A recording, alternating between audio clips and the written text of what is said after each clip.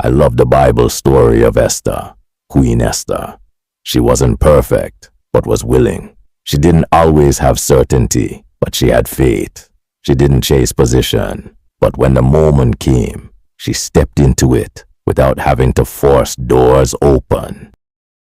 There's something about that kind of quiet courage that speaks quietly and loudly at the same time. Even when it was risky, Esther stood firm. Even in fear, she showed up. In fact, her story starts in a place of uncertainty. She was an orphan, raised by her cousin Mordecai, living in a time where she had very little control over what would happen next. And yet, somehow, she found herself in a position she never chased, being chosen as queen. Not because she fought for it, but because she was placed there. And that's what makes her story so interesting. Because from the outside, it might look like favor, but behind it, there was purpose. There came a moment where everything shifted. A decision had to be made. A risk had to be taken. And Esther was faced with something difficult.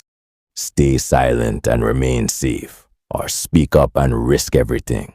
And the truth is, she was afraid.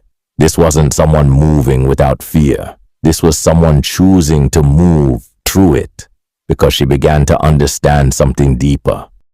Maybe she wasn't where she was by accident. Maybe there was a reason, a purpose bigger than comfort. And that's where that well-known line in Esther 4, verse 14 comes from. Who knows if perhaps you were made queen for just such a time as this? It wasn't just a statement. It was a realization that sometimes the place you find yourself in, even if it feels unexpected, is exactly where you're meant to be. Esther's story isn't just about courage. It's about trust. It's about timing. It's about faith, stepping into something even when you don't feel fully ready. And maybe that's the takeaway. You don't always need to have everything figured out, and you don't need to force your way into position. Esther walked in obedience, and everything aligned in its time.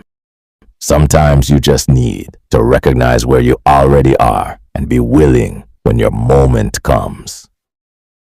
If you want to explore Esther's story a little deeper, you can find it in the Book of Esther in the Bible. It's definitely worth the read. Thank you so much for your support and for spending this time with me. If you enjoy this kind of content, you can also find me on both Facebook and YouTube, and I'll be sharing more soon.